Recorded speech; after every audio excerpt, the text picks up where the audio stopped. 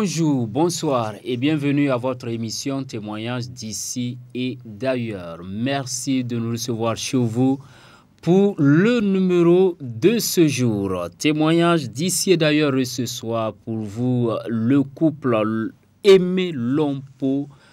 Il est à ma droite. Bonsoir, monsieur Lompo. Donc, bien entendu, on l'a dit, accompagné de son épouse Delphine Lompo, née Lankwandé. Bonsoir, madame Lompo. Bonsoir, monsieur Noula. Voilà, bienvenue à vous deux donc sur le plateau de TIA. Qui est monsieur Lompo pour que ça puisse être clair pour nos téléspectateurs avant qu'on ne commence et qu'on aille dans le vif du sujet? Je suis enseignant de français. Je fréquente l'église évangélique Sim de Zogna. L'église évangélique Sim de Zogna. Et madame Lompo? Je suis madame Lompo, née Lankwandé Delphine. Je suis communicatrice de formation et je fréquente également la même assemblée que mon époux. D'accord, communicatrice de formation. Bienvenue sur le plateau de témoignage d'ici d'ailleurs, madame. Voilà, dans les coulisses, nous l'avons entendu. Aujourd'hui, vous êtes là pour apporter votre témoignage accompagné de votre époux. Qu'est-ce que le Seigneur a fait dans votre vie qui puisse vous amener sur le plateau de TIA? Merci de nous recevoir sur votre plateau. Bonsoir à tous les téléspectateurs qui nous suivent en ce moment. Et ce soir, nous venons témoigner de ce que l'Éternel des armées a fait pour nous, le couple Lompo, Aimé et Delphine. Nous sommes dans la joie de pouvoir partager ce témoignage pour encourager le peuple de Dieu, encourager ceux qui sont dans des difficultés, que l'Éternel est toujours fidèle. Amen. En effet, lors de la grossesse de notre deuxième enfant, tout allait bien au début, jusqu'au 4e mois de grossesse, où j'ai perdu le liquide amniotique étant à la maison. Et il fallait tout de suite se rendre dans un centre de santé. Et c'est une chose qui a été faite. Le liquide, peut-être des précisions pour le profane, parce que c'est vrai, ça sert à quoi ce liquide-là? Ce liquide-là est dans le ventre. Et je crois que selon les agents de santé, c'est ce liquide qui permet à l'enfant de se développer. Il se nourrit dans ce liquide.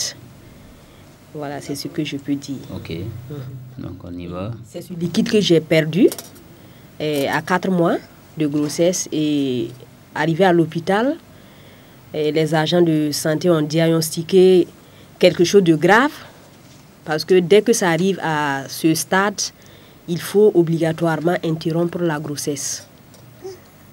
Et dès les premiers instants, il fallait d'abord stabiliser l'infection qui monte d'office. Et ce qui a été fait pendant 72 heures.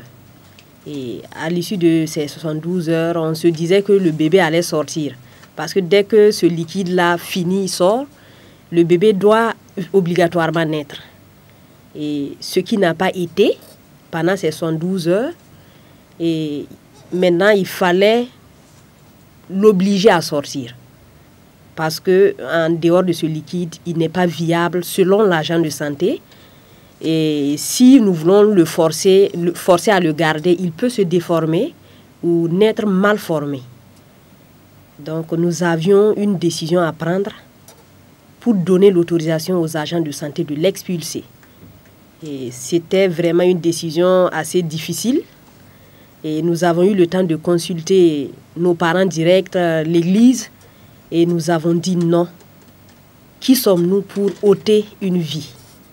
Nous ne sommes pas l'auteur de la vie et c'est Dieu qui en est l'auteur. Et nous pensons remettre tout à l'Éternel des armées. Et l'agent de santé qui a parlé en tant que scientifique ne nous a pas refusé l'offre. Il a dit, il n'y a pas de problème, vous pouvez rentrer à la maison. Et de toute façon, si ça démarre à la maison, nous sommes là, vous pouvez revenir. Et nous sommes effectivement rentrés à la maison. J'étais constamment alitée parce qu'il ne fallait pas bouger. Dès que tu bouges, le liquide ne fait que le peu qui restait s'en allait. Et je suis restée alitée pendant 2 semaines. Et à l'issue des 2 semaines, nous avons décidé d'aller faire une échographie pour voir ce qui se passe à l'intérieur. Nous nous sommes rendus dans un centre de santé sans bulletin au préalable. Et ils ont fait l'échographie, ils se sont rendus compte effectivement que tout allait bien. Le bébé qui avait quelques 600 grammes a grandi, il avait maintenant 800 à 900 grammes. Et tout était bien, le battement cardiaque. Mais seulement, il y avait le liquide amniotique qui était très, très, très insuffisant. C'était déjà une information que nous avions. Et celui qui a fait l'échographie nous a demandé de nous faire suivre par un gynécologue. Nous avions dit oui et nous sommes repartis à la maison très encouragés et très contents. Je vois M. Lompo qui lève un peu la main. Peut-être qu'il a un mot à ajouter sur cela avant qu'on ne revienne à vous, Madame Lompo. Oui, justement. Ce que je voudrais dire, c'est que quand les médecins ont demandé à ce qu'on puisse expulser l'enfant, nous avons clairement dit que nous avons foi en un Dieu qui peut toujours faire le miracle. Et c'est cette déclaration que nous avions eu à faire devant le médecin. Et là, il nous a libérés, nous sommes rentrés à la maison. Maintenant, après l'échographie que nous avions nous-mêmes fait, nous avons pris l'initiative d'appeler le médecin et de venir le voir afin de lui demander de nous suivre. Et quand nous sommes allés, nous ne lui avons pas présenté les résultats que nous avions eus au préalable. Et lui-même, il a fait ses propres examens et il était surpris. Et subitement, il nous regarde, nous deux. Il demande, mais que parmi nous deux, qui est celui qui prie le plus? Et après que, ou bien nous avons quelqu'un, voilà un pasteur, un homme de Dieu qui prie, et là lui-même, il va envoyer ces sujets là-bas, parce que ce qu'il est en train de voir là, ça dépasse un peu sa compréhension et sa compétence. Voilà. Et sur place, il a décidé de nous suivre. Et il nous a fait comprendre qu'à n'importe quel moment, on pouvait le réveiller et lui présenter la situation. Et suite à ça, il nous a donné l'obligation de faire deux examens chaque semaine. Et à l'issue des 2 examens de sang, il trouvait que c'était nécessaire de revenir être hospitalisé, et on revenait et on a fait une 2e hospitalisation qui a duré pendant 8 jours. Voilà, madame, donc, monsieur a apporté, c'est que lui aussi, il a vécu pendant ce temps-là, oui. C'est ça. Effectivement, je tiens à souligner que pendant que j'étais alitée, et je n'avais plus la possibilité d'aller à l'église, parce que les déplacements étaient quasi impossibles, et je suivais uniquement Impact TV. Et pendant ce temps, le papa Karambiri prêchait sur la foi. Et j'étais vraiment édifiée, ça m'encourageait et ça me redonnait du tonus à persévérer, à avancer dans cette foi. Parce que j'ai vu dans la parole de Dieu les hommes qui ont persévéré dans la foi. Et à la fin, c'était des hommes alors. Exact. Il avait parlé d'Abraham et de Sarah, qui, humainement parlant, c'était difficile de concevoir un enfant à cet âge. Et Dieu faisant bien les choses, ils ont pu enfanter. Pourquoi pas moi? Donc je me basais sur ces enseignements-là pour aller de l'avant dans ma situation.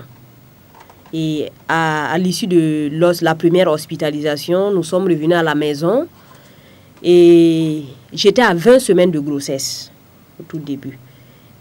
J'ai pu faire les 29 semaines et dans la soirée, j'ai eu des contractions. À ce moment, je n'appelais pas ça contraction. 20 semaines, ça fait encore combien de mois? Ça doit être 20 semaines, c'était 5 mois. Et j'ai pu atteindre 6 mois et demi. 6 mois et demi, j'avais des douleurs au ventre. J'ai appelé ça comme ça parce que je refusais de dire que c'était des contractions.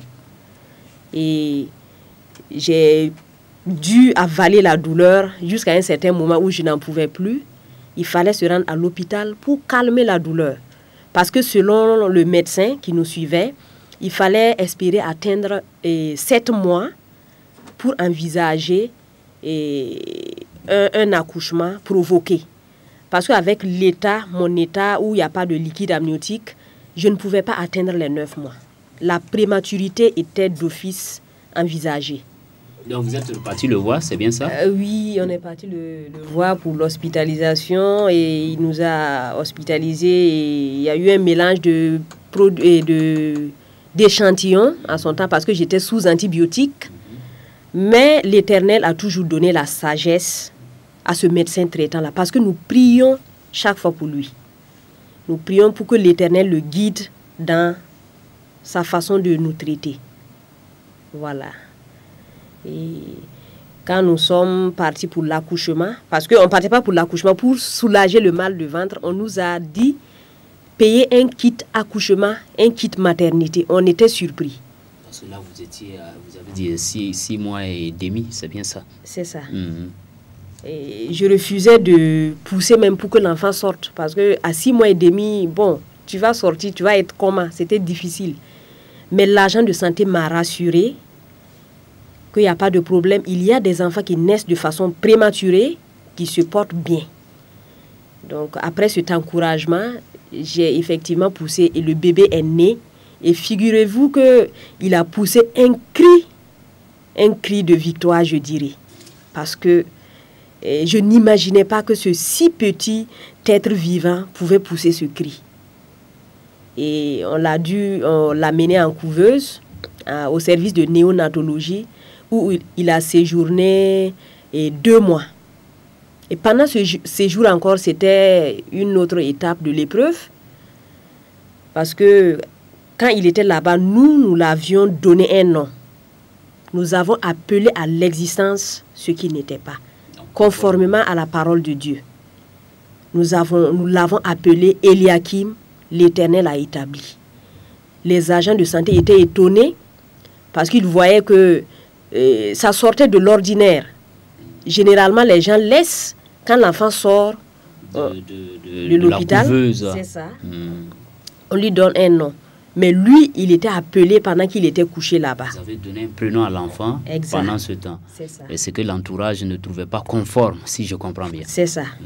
Et quand nous venions, nous prions pour l'enfant et nous chantons. Je ne sais pas si le monsieur Lompo a le passage biblique ici pour le nom qui avait été donné à l'enfant. Est-ce que, bon, elle a dit conformément à Dieu qui appelle les choses qui ne sont point comme si elles étaient. Romains chapitre 4, le verset 17. Je t'ai établi père d'un grand nombre de nations. Il est notre père devant celui auquel il a cru, Dieu qui donne la vie aux morts et qui appelle les choses qui ne sont point comme si elles étaient. Voilà, donc vous avez décidé de donner le prénom à l'enfant. C'est ça. Donc le passage dit que Dieu est établi, vous l'avez appelé Eliakim. Oui. Peut-être vers la fin, si la réalisation le permet, on va le voir sur l'écran. Il est avec nous dans la salle, bon, mais il est beaucoup en mouvement. On y va, oui, Madame Lompo. Effectivement, pendant ce temps, on était vraiment encouragés au travers de la lecture de la parole de Dieu. Et nous proclamions chaque soir le psaume 23, le psaume 91 et Ésaïe 66, le verset 9 qui dit « Ouvrirai-je le sein maternel » et pourquoi le Seigneur va empêcher celui qui a ouvert le sein maternel d'enfanter. Nous nous sommes appuyés sur ces paroles. Ésaïe 66, le verset 9. Donc là aussi, on va le vérifier, on va vérifier. C'est aussi un passage sur lequel vous appuyez pendant ces moments difficiles. Hein? Exact. D'accord. Monsieur Lompo, est-ce que vous devenez notre lecteur? Oui, le passage dit « Ouvrirai-je le sein maternel pour ne pas laisser enfanter, dit l'Éternel, moi qui fais naître, empêcherai-je d'enfanter, dit ton Dieu. » Dit ton Dieu. Ok, madame, oui. Oui, donc nous nous sommes appuyés sur ces paroles-là qui nous réconfortaient pendant les 2 mois que l'enfant a passé en couveuse. Et pendant ce temps, il fallait aller chaque matin exprimer le lait maternel et laisser et attendre qu'on te donne l'autorisation de rentrer le voir. Il fallait se désinfecter à plusieurs niveaux afin de pouvoir regarder même l'enfant. Et c'était vraiment difficile. Et nous rendons grâce à Dieu parce que, étant prématurés, la majorité du temps, ils ont les organes qui sont immatures. Mais Eliakim respirait sans oxygène. Il faisait déjà une nette différence parmi les prématurés qui étaient là-bas. Il respirait de lui-même. Et après ce séjour en couveuse, nous sommes allés dans une autre salle qui s'appelle salle de soins Maman Kangourou. Et l'enfant quitte la couveuse, la maman vient s'installer là-bas et reste là-bas avec le bébé. Et il consistait à faire du corps à corps avec le bébé, et le tenir près de toi, l'attacher pour le réchauffer. Et nous avons fait 18 jours dans cette salle. Et pendant que nous étions là-bas, nous avons partagé l'amour de Christ. Nous avons souvent fait des prières là-bas. Et vraiment, les gens savaient que nous avons un Dieu extraordinaire. Qui avec l'enfant ou bien avec vos voisins? Avec nos voisins qui avaient des enfants prématurés aussi comme nous. Voilà, on racontait un peu l'histoire de comment il est arrivé au monde. Et ils voyaient vraiment que c'était la main de Dieu. Parce que sa situation était quand même assez critique. Et à l'issue de ce séjour, on a reçu les consignes comment garder un prématuré. Et avec la main de l'Éternel qui garde. Parce que malgré ce que les agents de santé peuvent dire, c'est l'Éternel qui garde. Eliakim est bel et bien là avec nous. Il se porte très bien et nous bénissons le nom du Seigneur pour ce qu'il a fait pour nous. Et vous le disiez tantôt, hein, dans les coulisses, par mois, vous rentrez, vous chantez pour l'enfant ou bien c'est pendant qu'il était en couveuse? Je veux peut-être faire signe ou bien écouter M. Lompo parce que je vois qu'il lève la main pour demander la parole. Et avant même la couveuse, pendant la situation de la grossesse à la maison, nous prions à la maison. Et je me rappelle encore un jour, nous proclamions, comme elle venait de le dire chaque soir, le psaume 91, le psaume 23. Et je me rappelle encore un soir, quand elle a fini sa douche, et elle aimait s'enfermer dans la maison et elle aimait prier. Et un soir, elle m'a appelé, moi j'étais sorti, elle m'a appelé, elle m'a dit de venir voir quelque chose. Et quand je suis rentré, elle a ouvert le passage, elle a ouvert la Bible, et elle a lu le psaume 66, verset 9 tout à l'heure que nous venions, Ésaïe 66, le verset 9 que nous venions de lire tout à l'heure. Et quand elle a fini de lire le verset, elle a pris la Bible, elle a déposé sur son ventre. Et elle m'a dit de voir ce qui allait se passer. Quelques instants après, qu'est-ce qui s'est passé?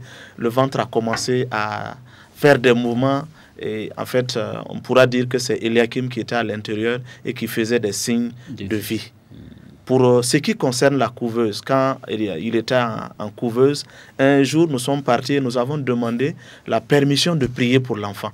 Et pendant que nous étions en train de prier, nous l'avons appelé par son nom. Et à la fin, la dame qui nous avait accompagnés était surprise. C'est comme si elle nous regardait comme étant fous. Mais nous lui avons déjà donné un nom. On dit oui, on lui a déjà donné un nom. Mais que les gens qui sont ici demandent en fait à Dieu la possibilité de sortir avec l'enfant avant de donner un nom. Nous on dit oui, nous on lui a donné un nom. Et chaque fois que nous repartions, on l'appelait par son nom. On priait et on proclamait, on chantait avec l'enfant avant de repartir. Mais nous avions à un certain moment été encouragés par une des responsables qui nous disait qu'effectivement que quand nous venons, il faut parler à l'enfant. Il faut dire des choses qui plaisent à l'enfant. Parce que même étant dans le ventre, l'enfant déjà écoute la voix des êtres qui sont dehors. C'est ce que je voulais ajouter. Voilà, madame. Est-ce qu'il y a un autre ajout? Oui. Non, je voudrais simplement dire que l'épreuve a été vraiment difficile à un certain moment de vivre. Mais quand on témoigne, on est vraiment encouragé, on est content. Souvent, quand vous regardez l'enfant, si minuscule, hein, comme pour emprunter votre mot par moi, est-ce que vous n'étiez pas découragé par moment? Vous n'étiez pas découragé du tout? Non, j'ai vraiment cette ferme assurance que cet enfant si petit-là, en quelques mois, va grandir. C'est ça, j'avais cette assurance du fait que l'Éternel a permis déjà qu'il naisse. S'il a permis qu'il naisse, je savais pertinemment qu'il allait accomplir, achever l'œuvre qu'il a commencée. Et quand je le regardais, j'étais vraiment contente. Quand bien même le jour qu'il a quitté la couveuse, il avait 1,5 kg. J'étais tellement contente. Mais quand la famille rapprochée venait le voir, il fondait souvent, certaines fondent en larmes parce qu'il était vraiment petit. Mais il respirait bien, il avait la main de l'Éternel sur lui. Et quand je le regarde aujourd'hui, je suis encouragée. Je vois le miracle palpable de l'Éternel qui est au quotidien avec moi. Et qui fortifie votre foi, qui montre que vraiment rien n'est impossible à notre Dieu. Exactement, c'est ça. Voilà, et Yakim, en tout temps, qui s'est retrouvé entre les mains de son papa. Monsieur Lompo, nous revenons à vous. Vous avez encore d'autres choses à dire par rapport à toutes ces situations que vous avez vécues. C'était encore de quel mois? C'était en quelle année, si on peut?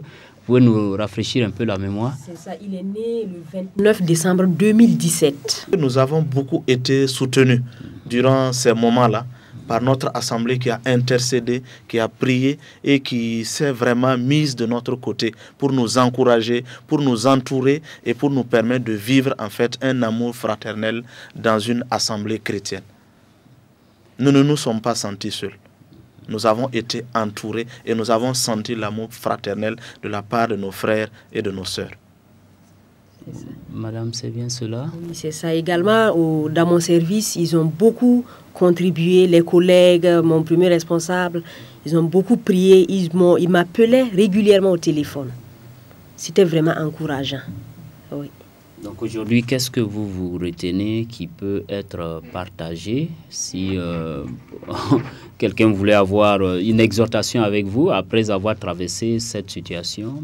Est-ce que vous avez vraiment des leçons, vous avez tiré des leçons à même vraiment intéressantes pour être partagées avec tous ces milliers de téléspectateurs qui nous suivent? Et je voudrais m'adresser à une personne qui traverse des moments difficiles. Même dans l'épreuve, l'Éternel demeure fidèle. Bien vrai, l'épreuve est difficile, mais persévérer dans la foi, à la fin, on a de bons résultats. Et les leçons que j'ai pu tirer pendant cette épreuve, j'ai été vraiment rapprochée de Dieu. Parce que nous prenions beaucoup de temps dans la prière et dans l'exhortation, les enseignements, c'est ça qui nous permettait de vivre. Sans ça, c'était assez difficile. Donc, dans l'épreuve, Dieu ranime notre foi et Dieu fortifie notre foi dans l'épreuve. Dans l'épreuve, Dieu ranime notre foi, Dieu fortifie notre foi. Monsieur Lompo, vous confirmez ce que Madame vient de dire? Oui, je le confirme. Je dirais aux téléspectateurs, les difficultés peuvent être nombreuses, elles peuvent être grandes, mais Dieu, le Dieu de la Bible n'a pas changé et il ne changera jamais. Ce qu'il a fait hier, il le fait aujourd'hui et il va le faire demain. Il suffit tout simplement de placer sa foi, de placer sa confiance en lui et de rester à ses côtés. Et le Seigneur va conduire toutes choses et vous permettre à la fin de pouvoir être dans la joie, de pouvoir sursauter et de pouvoir rendre grâce aussi. Parce que Dieu est fidèle. Parce que Dieu est fidèle. Aimé Lompo, ce que l'on peut retenir aussi avec Madame, je crois qu'en suivant le fil conducteur du témoignage, vous êtes resté attaché à ces enseignements sur la foi, mais comme je le dis, et ne jamais oublier ça, ces passages bibliques qui vous ont fortifié. La Bible dit que Dieu ne fait rien sans sa parole. Il dit dans Jean 1:1, rien de ce qui a été fait n'a été fait sans elle. Est-ce qu'on peut dire qu'aujourd'hui, ça a renforcé votre confiance en la parole de Dieu? Vous savez que ce que Dieu dit, il ne peut pas mentir. La preuve en est que le petit, vous l'avez appelé Eliakim. Et quand on a lu tout à l'heure Romains 4, le verset 17, il est dit, je t'établis père d'une multitude de nations. Donc le Dieu qui appelle les choses qui ne sont point comme si elles étaient. Parce que ce que vous avez dit que ça sort de l'ordinaire. Les gens peuvent se moquer de vous et par moments, on a envie de ne pas être moqué. Si je peux le dire ainsi, on a envie de rester dans notre conformisme et finalement, on n'obtient pas les résultats escomptés. Donc, ce qui n'est pas bien. Donc, la Bible dit de ne pas se conformer au siècle présent. Est-ce qu'aujourd'hui, vous avez atteint ce stade-là où personne ne peut vous ébranler dans votre confiance en la parole de Dieu, que ce que Dieu dit là, il accomplit toujours? Oui, exactement. Parce que, étant donné que nous sommes nés dans la foi, souvent quand on est là, on sait que Dieu est merveilleux, mais nous avons touché de plus près le miracle de Dieu. Et ça a redoublé notre confiance en Dieu. Ça fait que quand une épreuve vient, avec ce que nous avons traversé psychologiquement, ce n'était pas facile, nous arrivions à surmonter parce que nous avons déjà une chose qui est là de façon concrète devant nous. On a la preuve qui est là. Donc on n'a plus à douter de quoi que ce soit. Parce que l'Éternel a été fidèle avec nous et il le demeure toujours. L'Éternel a été fidèle avec nous et il le demeure toujours. Aimé Lompo, pour ne pas tirer et pour aller vers la fin, Madame vient de le dire, hein, peut-être vous avez grandi dans cette ambiance de la foi chrétienne, mais Job l'a dit, mon oreille avait entendu parler de toi, mais aujourd'hui, Éternel, mon œil t'a vu. Est-ce que vous tirez la même conclusion? Bien sûr, je dirais que oui, parce que avons vu le miracle de Dieu sous nos yeux. Le Seigneur a conduit toutes choses. C'est vrai que nous-mêmes, à un certain moment, c'était difficile. Mais étant donné que notre foi, notre base était la parole de Dieu, sur laquelle nous nous appuyons, je peux dire que franchement, nous avons grandi. Et Dieu nous a permis, et Dieu nous a utilisés pour accomplir un grand miracle. Nous ne sommes que fortifiés et nous voulons continuer dans cette lancée. Si nous nous retrouvons ce soir pour rendre grâce à Dieu et pour fortifier la foi d'autres personnes, c'est que le Seigneur a fait ces merveilles-là. Il nous a utilisés pour accomplir ce grand miracle. Nous dirons que nous l'avons appelé Eliakim, qui veut dire Dieu a établi. Melchi, l'Éternel est roi. Pagou, Angoulmanchema, qui veut dire louange, gloire à Dieu. Donc l'Éternel a établi. L'Éternel est roi, Melchi. L'Éternel est roi. Et ensuite, maintenant, vous donnez gloire à Dieu. À Dieu. Donc, loué soit le nom du Seigneur, loué soit le nom de l'Éternel. Et c'est une grande soirée pour nous, pour moi et pour tous ceux qui nous suivent d'écouter ce témoignage que le couple Lompo vient de nous donner. Je rappelle aux téléspectateurs que nous recevions pour vous donc Monsieur Aimé Lompo. Donc, il était sur ce plateau avec son épouse, Madame Lompo Delphine, née donc Lankwande. Merci à vous d'avoir fait le déplacement sur le plateau de témoignages d'ici et d'ailleurs.